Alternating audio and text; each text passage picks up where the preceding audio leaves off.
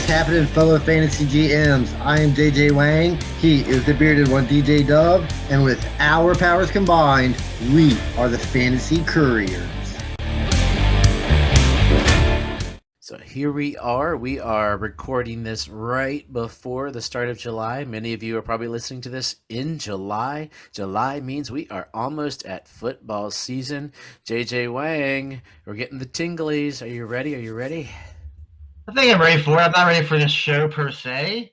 I mean, because looking at what we got to talk about, I mean, it ends fast. But yeah, I mean, it's football, man. How can you not be excited?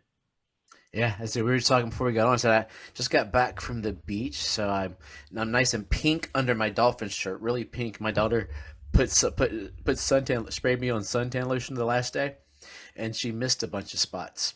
Oh, It nice. looks like a paint dribbled down my back. There's a couple little pink squares across my stomach. It's funny. She just needs a little practice. I mean, that's all that is. I mean, maybe Yeah. it'd be better next summer. Yeah, a little itchy as we got down there, but it was funny. I went to the beach. Usually, you go to the beach because you want like it to be warmer. Actually, going to the beach, it was about 15, 20 degrees cooler than it is where we are in Virginia. You all were melting last week, right? Oh yeah, it was brutal. But I mean, honestly, if I go to the beach and it's hot outside, I don't want to go to the beach. I mean, if it's over 90 degrees, I mean, honestly, I don't even want to be outside. I mean, I was refereeing this weekend, and it wasn't overly bad because there was a little cloud. The clouds were a little over, but it was still over 90 degrees, and being at the beach wouldn't have made it any better being this hot. I would much rather it be, like you said, 80 degrees and being able to jump in the water. Yeah, the water was ice cold for the first part. Like you had to. I'm a take the Band-Aid off kind of guy. Just jump in as quick as I can to get it. So, but this isn't a beach podcast. This is a fantasy football podcast. A bunch of cool things going on. I've been updating the website. So all the rankings we'll talk about today are on the website. I also added a last tab for something we got involved in. We've mentioned it before. Our interview should be coming soon, but it's called Fantasy Turf Wars. If you get a chance, go on to Facebook, YouTube, Instagram, any of the socials you got, and like Fantasy Turf Wars. There's links on our podcast. There's links on the fantasycouriers.com webpage telling you about Fantasy Turf Wars. What I'm hoping to do on that page, I give you links to where we are. I have a link to our interview when it goes live, and I'm also hoping that on there I will put links to some of the other people we're competing against. Tell them we'll do free promo for them on there, so you'll see some other teams on there. I got two buddies actually in there, hopefully doing it, but it's a 64 team tournament. We're excited. That's about all we know so far. We know we're in a tournament. We're gonna be in some divisions, and apparently there's consequences if you don't win, but we're not worried about that. I'm not worried about that. I mean, we'll finish high enough to where there will be no consequences. Yeah, just not last. I'm pretty sure we can not finish last in a quarter of 64. So I think. I would say that, but I would not. I don't know if I really can say that because I've been known to make some terrible draft decisions that lead me down a bad road. Yeah, but I got you to point it back. We're not going to have a team of all rookies. That is true. That is true. Yeah. And for the third year in the row, still Scott Fish doesn't want anything to do with me yet. I've been putting stuff in, but I did just jump into Underdog was doing a Scott Fish Bowl qualifying tournament. So I got to donate $5 to Scott Fish. Or actually, I woke up last week and Underdog threw $50 in my account for being alive. I was like, okay, cool. All right. So, I had the fourth pick, and I had to pick the best wide receiver available. So I had to pick my number one wide receiver with the fourth pick. And my number one receiver this year is Amon-Ra St. Brown. And then all the way back around to 12 team, I was looking at a running back like Achane was there, and I was like, for me, it then came down to Devontae Adams or Mike Evans. And I was like, I'm going to go with the target hog. Evans might get the touchdown, but there's going to be regression. So I went with Adams and the target hog. No matter who his quarterback is, they're going to be like, he's the only guy we got to throw to. Myers looks pretty good, but they're going to throw the ball. So I'm going to go with the targets there, and then we'll see what comes up as we go through. But that's. I mean, they got those tight ends, so hopefully they're using those tight ends a little more than they did last year. Hopefully they don't. But that's not. Today we're still delving into some Dynasty start, Dynasty's end. Dynasties last for about 2 to 3 years in fantasy football. Welcome to DJ Dub's Dynasty Running Back Rankings. I'm gonna be Yes, honest. I about forgot to do the drop. I was like, oh gosh, luckily you're running late. And I was like, I gotta make that drop real quick. I just yes. recorded it. I like how you put that DJ Dove in there. I think it kind of makes it a little more. I don't want to say professional, but it makes it sound like it's a little more professional. And it doesn't hold you accountable for whatever's said here. It's all me. Exactly. It's has nothing to do with me. It's I can just judge away. It's fantastic. Yeah, this was actually of the ones. I think running backs are so hard because they're so volatile. A running back could be a stud this year, then all of a sudden just Cam Akers Yeah. fall off planet Earth, and he's dead, right? Yeah, Basically. yeah. Of the rankings, this is like the hardest one to figure out. I mean, there's so many good wide receivers you're excited to get. Quarterbacks the same way, even tight ends, but running backs. I mean, I feel like after you get past the top three, maybe top five. Like after the top five, I don't know if I really want any of those guys, and I might just skip it until the 8th round. Oh, I'm definitely in Dynasty. Running backs, I'll get them last, and I will hodgepodge running backs together because they're, as I said in the promo, you're talking 2 to 3 years for Dynasty anyway. But that's a running back. A running back studliness is 2 to 3 years. Receivers, Devontae Adams has been good for 8 years.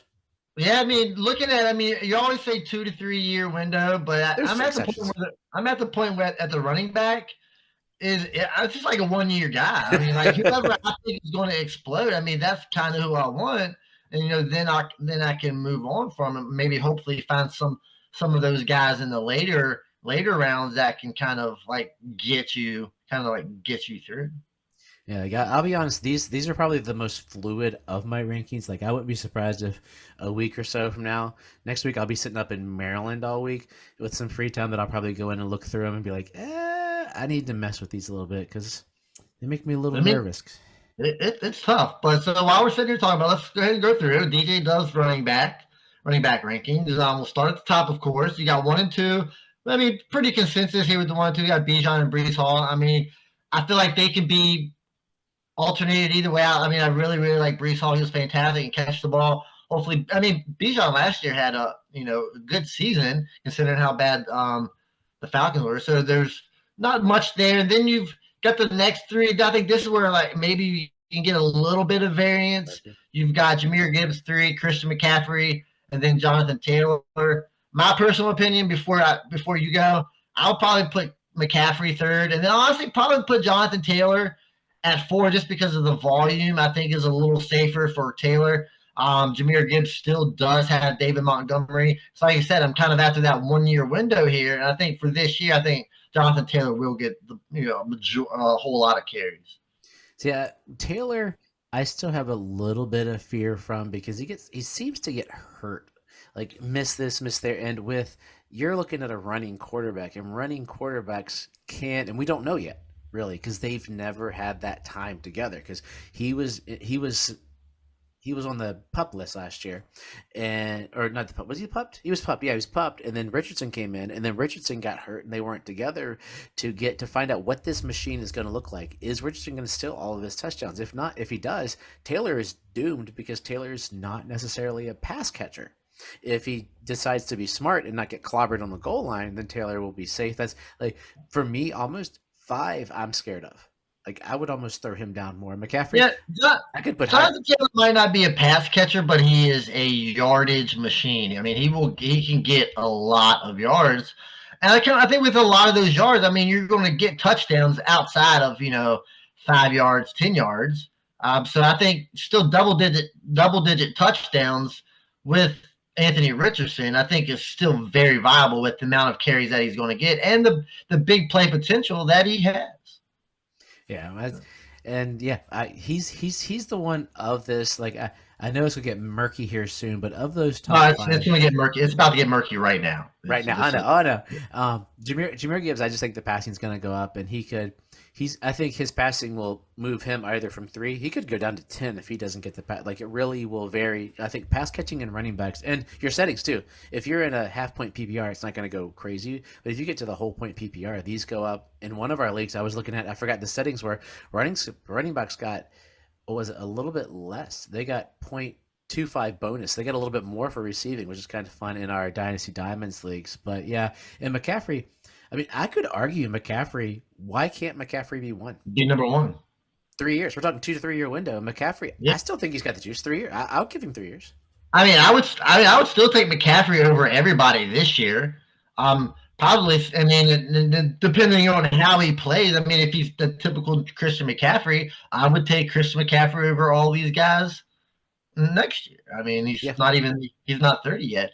So let's go to the next 5, maybe a couple more. We'll see how it goes. All right, so this I cannot get on board with this one in any way. I mean, I still got him on a team. I'll probably keep him just for the high upside, and that's Devon Achane as the number 6 running back. Devon Achane is living off those first 3 games of his career where he had 200, 150, 150. And then after that, he completely fell off. I mean, after he got in, you talk about Jonathan Taylor getting injured. I mean, this guy got injured in the 5th, 6th game of his career. So, I mean, the injury, so I'm looking at the running back. I kind of just want to throw away the injury look at it. I kind of don't want to base it around if they're going to be injured or not because, I mean, it's running back, and there's a very good chance they all get injured. But I think Devon Achane, I just don't think he's going to get a lot of touches. I mean, 7 to 10 carries, I mean, maybe 3 to 4 catches, but his 7 yard per carry average, it's just not going to stand. And that was only for 3 games in the very beginning of the season. Like, I would probably take, so you got Saquon Barkley at 7 and then Kyron Williams down here at 11. I would take both of those over Devon Achane. And honestly, I'm not a huge fan of Travis. You got Travis Etienne at 8, Kenneth Walker 9, and Isaiah Pacheco at 10. I mean, like I said, honestly, all 4 of those guys are kind of scary as far as that goes. But in this next 5, I mean, like I said, I don't think I'm going to draft any of these guys. Probably stay away from all of them. So what do you say? This is the bunch of guys. So we're looking at from 6 to, I'm gonna go 6 to 11. Achane, Barkley, Etienne, Walker, Pacheco, and Williams. Pacheco is probably the most solid guy in there, to be honest. Like, if you look at, he's not gonna give you his ceiling and floor are probably about 2 inches apart. And he's just going to level out. And he's the guy that you're not going to be like, okay, he ran into a big giant linebacker like Achane and died. Or, okay, all of a sudden we realized Barkley hit a wall, and this week Jalen Hurts ran for 3 touchdowns. Barkley had 80 yards, and that's it. Or Travis Etienne plays for Trevor Lawrence. God only knows what's going to happen down there, but he's the workhorse. And Kyron Williams. Oh, maybe they decide, this week our boy McVay doesn't like Kyron Williams. He's like all of a sudden a Blake Corum guy this year. Like, that's where my fear, like Kyron Williams, I could easily put him up there. Like, I am, ironically, for Achane, I'm only +1 on consensus on him. I am lower on Etienne. Etienne is the number 6 consensus. I mean, I agree. Everybody has Achane that high, but I don't understand it. I mean, yeah, he had 3 good games in the very beginning of the season, but after that, I mean, he was an average at best running back. So if he's not breaking off a big play every game, you're going to be highly disappointed in this guy. And the receiving is what I think is the uptick that I'm looking at. He had a 9 target game towards the end, of 4 or 5 target games, and that's where I think he's going to see the uptick because they got 2 bigger backs. I'm hoping they give him less. 15 touches is what you want Achane to get if he's your guy. I don't think he's going to give. I don't think he's going to 15 touches. You gave him almost 15. You said he's good. I forget what your math was there, but you said about 9 to 10 touches and 3 to 4. That's 14 touches. So I mean, he's not going to average 7 a carry. That's ridiculous. And I think we've hit that one. So these guys here, I won't have any of these guys unless I already have them. If I'm doing a startup, because I draft receivers early, and people will draft these guys, I probably won't have a running back. Maybe even not up until like 20 or so, to be honest. Yeah. Of those guys, you pick which one of those guys. If you had to pick one of those guys, who's? I was going to say Saquon Barkley. I think Saquon Barkley is the highest ceiling guy here. I think because he can do it all, and we've seen it. I mean, he can run. I think he's going to get plenty of opportunity. I think he's going to get way more goal line opportunities than most people believe. I think you can almost put Saquon up there with that top 5. But after that, I mean, I'm not really a fan. I'm not really a fan of any of them. Definitely staying away from all of them. I like some Kenneth Walker. I don't know what it is. I mean, he's fine, but again, Kenneth Walker is another one. he came onto the scene. He blew up because he had those first couple of games where he was getting touchdowns. But towards the second half of the season, it just wasn't impressive. He was just another guy. I'm going to say he's just another guy. By the end of it, they're all just going to be another guy, and so they all got to finish somewhere. But yeah, I mean, I think Kenneth Walker's fine right there where he's at.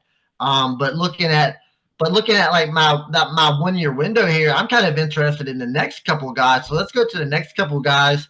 Like I said, they all have their disadvantages here. I could probably drop off. 14's my favorite. I'll probably go through like the next 8 or 9 here, probably kind of like all in the same tier. So we got James Cook at 12, Ramondre Stevenson at 13. We'll come back to him. Yeah, Derrick Henry at 14. We'll definitely come back to him. So and then we finish out with Trey Benson at 15, Jacobs 16, Mixon at 17, Brooks at 18. So let's just finish at 20. We got Zamir White at 19 and Najee Harris at 20.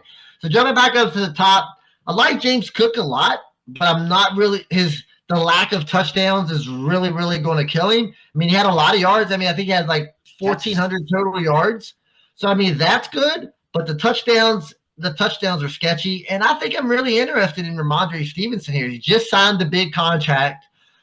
There's not much competition. They do have Antonio Gibson, but we've seen his past.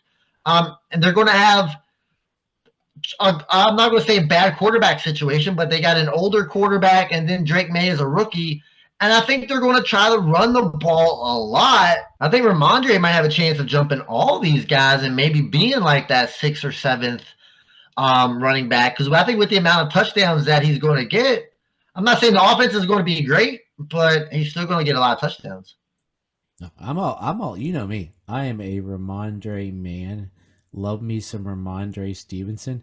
I'm looking at my yearly rankings. I got to go do some moves on him. But yeah, I think that contract, as you said, and I was listening to another podcast, and they were talking about it's not so much that he got a 4-year contract; it's that he got $17 million guaranteed. That's what was given to him. They're saying, "Hey, you're our back." It basically makes Antonio Gibson dead to the world. But I love Ramondre. I mean, Ramondre's he's an older back, but he's only been in the league a couple of years, so this is, and he should be fresher because he's healed back from all these injuries, and injuries can nag, especially if you're getting pounded and you're a big bruising back. So, and he catches the ball. So usually it's a tight end is the young quarterback's best friend, but people miss that usually a running back that has good hands is a quarterback's best friend. And really, in the grand scheme, he didn't touch the ball. The one thing, he was one of those guys who's high on coming into the league. He didn't get a lot of touches in college. His tread actually is very low. In Oklahoma, his numbers were super low. That's why it's a shock that he was this good. They just missed him over there, I guess. But so I think this dude, we could be talking about him for another 4 years. I mean, he could play that full contract and still be. He could sneak into the top 10 and be there ready to roll. Yeah, I mean, I don't know about 4 years. 4 years might be a little much, but yeah, I mean, I think he's definitely one of the safer running backs. And I think the ultimate one year rental here for at running back is Derrick Henry. I know he's 30 years old, but I mean, it's Derrick Henry. I mean, he was good last year on a bad team with a bad offensive line, but now he's on a good team with a good offensive line. The perfect scheme for Derrick Henry. So, I mean, I think if you're looking at a 1 year guy, I mean, possibly two. I mean, it is Derrick Henry. I think Derrick Henry, if you're just looking at it from a 1 year thing, I think he should probably be above. Oh, I know it's Dynasty and you can't really put him up there, but I think he should be up there above all these guys. Oh, I am all aboard. Like, I think, where do I have Henry in my yearly rankings? I have Derrick Henry as my number 5 running back this year. Like, I think he's going to have a monster year. I think next year's going to be a monster year, and then he's going to become the vulture.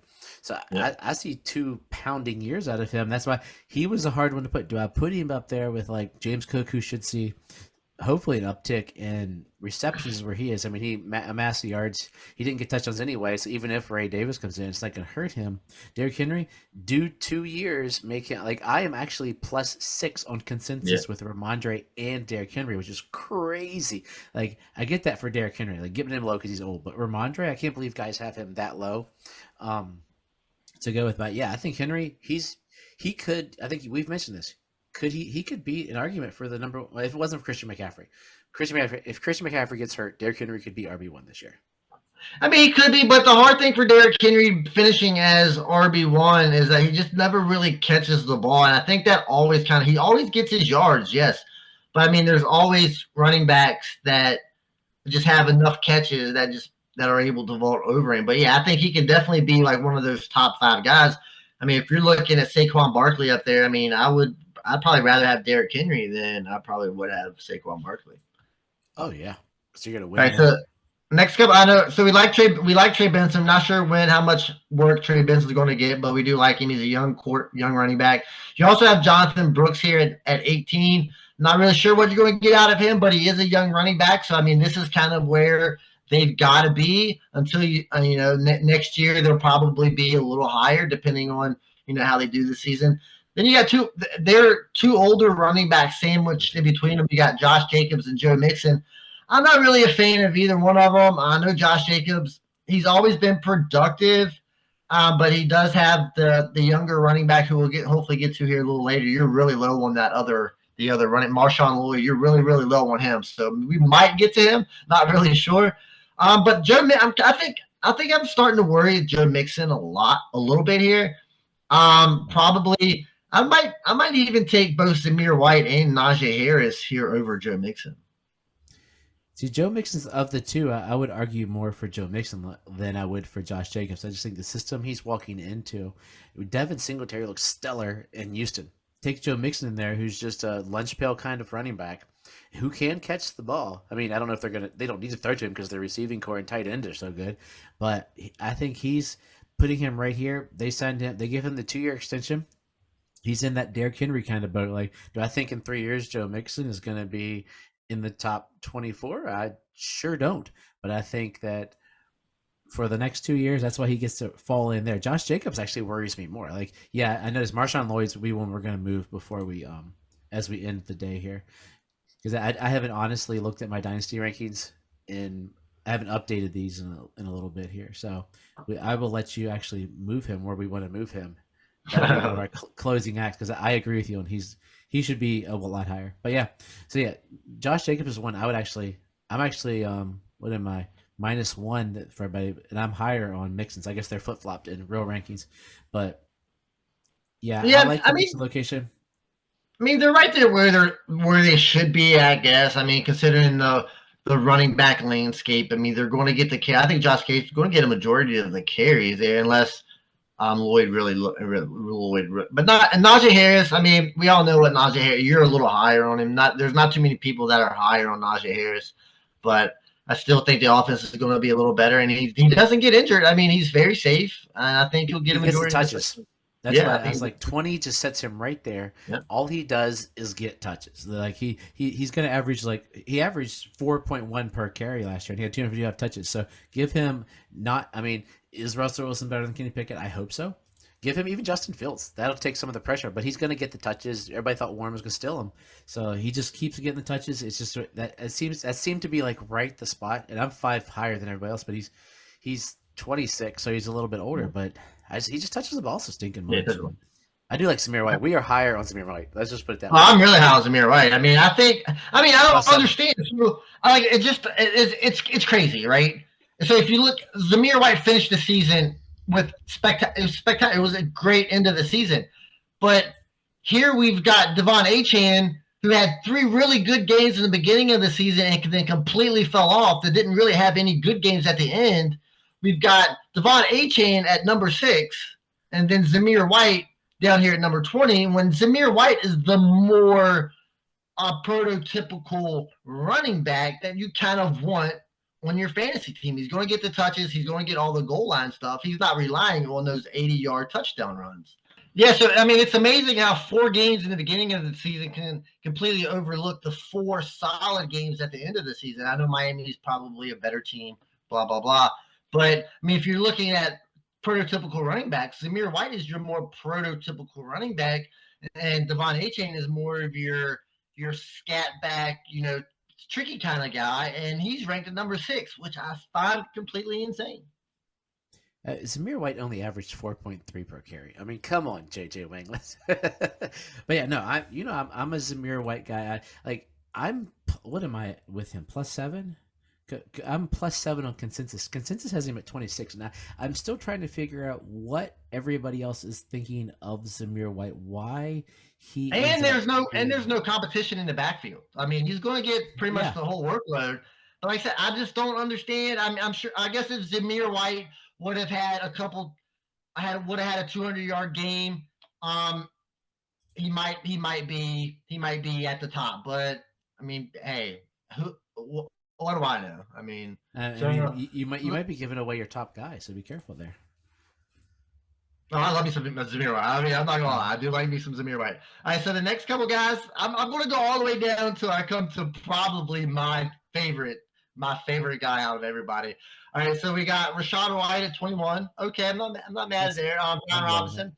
I like Brian Robinson a little bit. You kind of like him a little more than most people, evidently, so I like that. David Montgomery, Tony Pollard, DeAndre Swift. You're not a fan of DeAndre Swift. I kind of like that. Javonte Williams.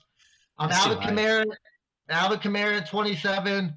Nick Chubb at 28. Kind of scary. Don't know what you got. And then probably I can't believe this is where you got this. We just got kicked out. We just got kicked out of fantasy. You know that, right? No, not me. I think you. I'm still here. But I'm going to enjoy this. I actually got two of my favorite guys.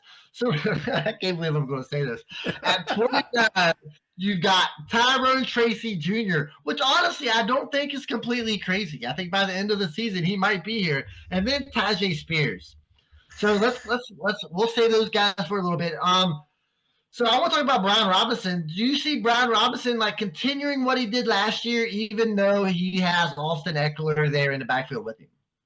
What we've learned about the NFL is two backs don't kill each other. I mean, he is 22, so he's right here 2 spots behind Najee. To me, he's like Najee.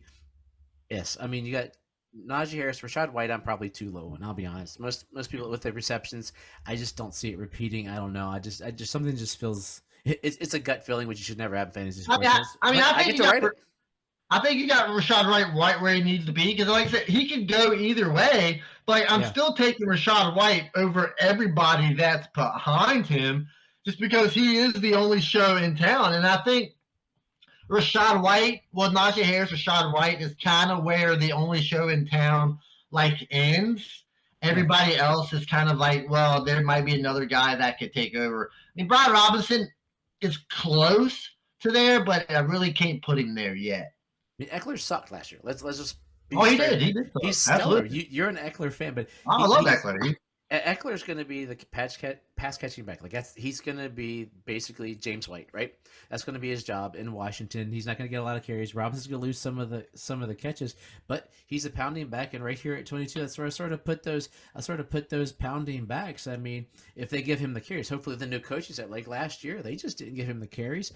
But with what he is, you're talking about 6'1", 228. He's Jayden Daniels. He's going to help him out by taking off some of the hits because Jayden Daniels is your size, realistically, like he is. So I mean, if you got a young running back, you want to protect him as much as possible. I think you're going to be running a lot more, especially in the beginning of the season, until maybe Jayden Daniels can get his footing, and see to where they see where his passing is at. But I think all the goal line carries going to go to Brian Robinson. He's going to get a lot of between the 20s carries stuff too. So I think he's pretty safe, and he might actually surprise some people. I want to talk about Javonte Williams. I mean, are you even worried that Javonte Williams doesn't even make the team here? I told you I haven't touched this for a while. He's between him and who was the other person I was super nervous about? Someone way up high, but him. I don't know. I don't know what to think of Denver. Like, he probably would be a guy I would drop some, but as of today's writing, it's him or Jaleel McLaughlin are the number one. Do I put Jaleel McLaughlin there? Yeah. It should say at 26, Denver running back. Whoever it is. Could it be? Just because they're a team with running backs doesn't necessarily mean you got to put both running backs in the top 30, or even one running back in the top 30, because this could be one of the worst. Like going into the season, one of the worst running back situations as far as fantasy goes, because I don't think you can draft Javonte Williams very high at all, and you really can't draft Jaleel McLaughlin kind of at all right now. I mean, Javonte still got 217 touches last year, so I'm gonna follow the touches. But then That makes also, sense. what do guys do? It's contract year, so he's gonna be really good this year, make some money, and then just suck the rest of his career. So, but that'll give you your See. 1 year window. So it's contract year, just sort of plopping him like this is the area where pretty much the next 15, 20 guys, except for Tyrone Tracy, that's only me. But the rest of these guys, No, that's they're gonna be all only over the me. place. Let me tell you, if I was ranking Tyron Tracy, he might be top 20 back at this point. So let's talk about Tyron Tracy. What do you see out of Tyron Tracy that makes him so sexy? As far as fantasy goes, I mean, I'm not saying he's a sexy dude. His hair's pretty money. He's got money hair. Yeah, I do dude. like it. Good. Dude, he's 5'11", 210. He's a not ginormously tall. He's got good size for a running back. He's coming into a situation where they're gonna run. They're gonna run. His competition is Devin Singletary, who is up and down and up and down, and he has, and the big highlight coming in is he breaks tackles. So he's a bowling ball. He's gonna go through the run, and if your team is bad, then why not go with it? I mean, you go to the fantasy profiles thing. You know, I'm not; these aren't my stats, but last year he was 4th in yards after contact, fifth in elusive rating. So this is through PFF one. But hey, and the offense was it wasn't anything complicated. The Giants aren't going to anything complicated when you got nobody that's good. You're not going to anything complicated, and usually running backs benefit. I mean, Steven Jackson was great for a good 8 years on terrible teams. And that's what made him great. This isn't Steven Jackson. I mean, it'd be awesome if he's Steven Jackson. We are going to be rich. But I've been on Tyrone Tracy. I had a draft early in the season. He was the guy I wanted. I just waited. I'm going to overdraft him. He's mine. But Devin Singletary. I mean, Devin Singletary. I do have 4 spots later because I think they're both going to get the touches. But I think what makes Tyrone Tracy so much sexier at this point is like his ability to catch the ball. He was a He's only been playing running back for 2 years. He was a receiver first, right? So he played receiver at Iowa. I don't know why you would go to Iowa to play wide receiver. It's a terrible idea. Terrible idea.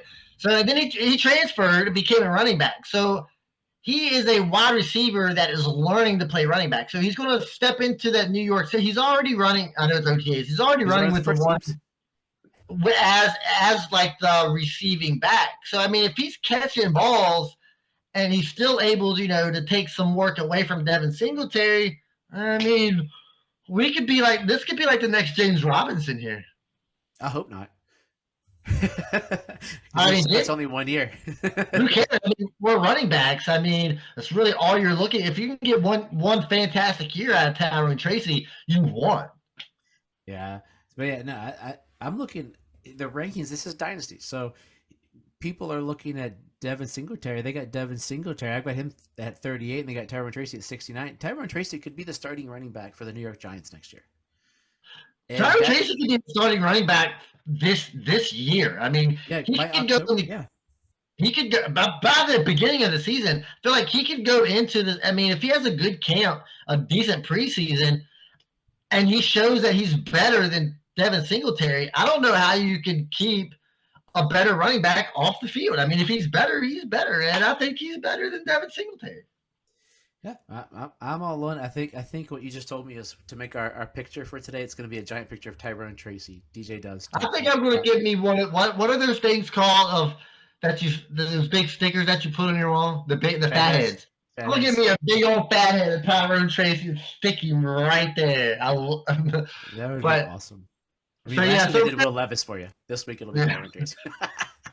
Yeah, so we got Tyjae Spears. Mentioned him. I like Tyjae Spears. I'm not really sure how his work's going to go. He's going to get the catches. Him and Tony Pollard are going to be splitting the work. So I mean, it's kind of scary. You really don't want him, drafting too high. So after that, I think the rest of these are just pretty much your dart throws. Would you agree on that? This is where you start throwing darts. I'm throwing old man darts, young man. I mean, I have Gus Edwards, 14 higher. I was like, Gus Edwards, if we're talking Dynasty, he's 30. He's 29, but he's at 34 for me. Dude could play for 2 years in that system. They said, I'm using air quotes for those that are listening. They said that he's their number 1 running back, and in that system, Harbaugh's going to run. So they're going to let him run. So if you're the number 1 running back in a running offense, that's who I want. His brother probably talked him up and said, here, take him. Yeah. I got Derrick Henry, sucker.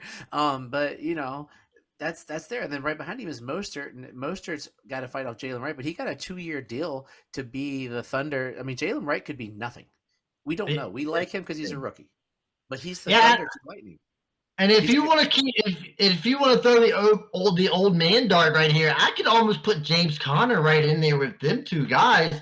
Because if James Conner is going to be the starting running back on that team, I think the team's going to be really good, especially in the beginning of the season. I think James Conner, Gus Edwards, Raheem Mostert, I think all three of them are really good, like solid, like RB3 flex options. Ooh, there's a terrible one I got to move. Number 44. And number 41, I got to go back and do some work. 41, I have James Ford. I think he could be the starting running back for the Browns. What are your thoughts? I think it's possible. Looking at Nick Chubb, and Nick Chubb's coming off that nasty knee injury, and Jerome Ford looked pretty good when he came into play. So I mean, if Nick Chubb isn't ready to go, I think you could almost put Jerome Ford up close, that top 24. Because I mean, if he's going to get the carries, I'd be taking him over Javonte Williams for sure. DeAndre Swift for sure. Tony Pollard probably. I think David Montgomery is where it kind of starts getting fishy because he's still going to get a lot of the work. I know he's 27, but I still think they like David Montgomery a lot. But I think you could almost put Jerome Ford maybe right above David Montgomery if Nick Chubb isn't going to play. So yeah, 44 is Zach Moss, the guy that I'm starting to really rise on. For some reason, I have Chase Brown over him because at that point I was a little higher on Chase Brown. Now I'm just looking at everything I'm seeing in the tea leaves, just saying Zach Moss should be a cheaper Joe Mixon. Is really what he's going to be. I think he's going to get the opportunity. He's going to get the opportunity. He's going to get the first shot, and if he performs, he performs. I mean, it's not like Joe Mixon was that great on the Cincinnati Bengals. I mean, he had that one good game where he went absolutely bonkers. But other than that. I feel like Zach Moss probably had more good games throughout the season than probably Joe Mixon did when Jonathan Taylor was absent. I mean, Zach Moss was a legitimate, RB2 type. Yeah, I think we also have that Zach Moss funk to him. Like, I'm not going to go as low as you're on Mixon because I'm a Absolutely. Mixon man. I mean, I don't want Zach Moss, but this year. Redraft, I'm going to end up with some Zach Moss because I'm a zero RB guy. Zach Moss this year is probably one of your epitome of zero RB guys you're drafting because he's going to fall. Like I got him way too low. Like so, if you're looking at the rankings, they are going to change probably by midweek this week. Once I get to like July 3rd or so, when things slow down, so you might see some different rankings than we're talking with. Like Zach Moss is going to be moving Jerome Ford, and I think we'll close out with number 50. Let's call it a day with number 50. Marshawn. That's where I was. That's where I was going to go. Yeah. So at number 50, we got Marshawn Lloyd. It's really, really low here. I think Marshawn Lloyd, of course, I think he was the third running back taken in the draft. I feel like being the third running back taken in the draft, being that he is the backup, so he doesn't have a clear path to play. But being Dynasty, being a very, very good running back, he looks good. I mean, he can do it all. I think you've almost got to put Jerome. I mean, I'm taking him probably over Jaylen Warren, probably over Devin Singletary, probably over Aaron Jones. So I mean, I feel like he should probably be closer to that top 30 than down there at number 50. Yeah, so I told you to close out the show. Honestly, I might even put him over Javonte Williams and DeAndre Swift because I mean, I don't like neither one of those guys. I think it's committee, and which Josh Jacobs are we gonna get this year? Oh, yeah. If Josh Jacobs is the power, then this guy is basically a rehash of Fat Thor that's in there. Captain Quads. AJ Dillon. He is AJ Dillon, which is 1 year a lot of touchdowns, the rest of the year suck. Giant suck fest. So are you willing to let Tyrone Tracy be lower than Marshawn Lloyd? Well, look. All right. I don't know if I can do, but I don't know if I can. But I think when it comes to Tyrone Tracy, I don't know. I think when it comes from me, you kind of got to view it from a different light. I mean, I'm totally excited about this guy. So I mean, would I take Marshawn Lloyd over Tyrone Tracy? If probably because it's where he falls in the draft. Just because he was the third running back taken, I think he's going to get an opportunity. But I think Tracy plays first, so I think he's going to be. I think he plays before Lloyd, and then if he can like kind of show off, I think there's opportunity there. But I still think Lloyd deserves to be at least in your top 30. So if we leave, say Tracy starts first, we put Lloyd at number 30 right there to close out the show. There'll be some movements by midweek, but because I think I'm looking at. Do you want Lloyd there at 30 without any other? Okay, only if you move.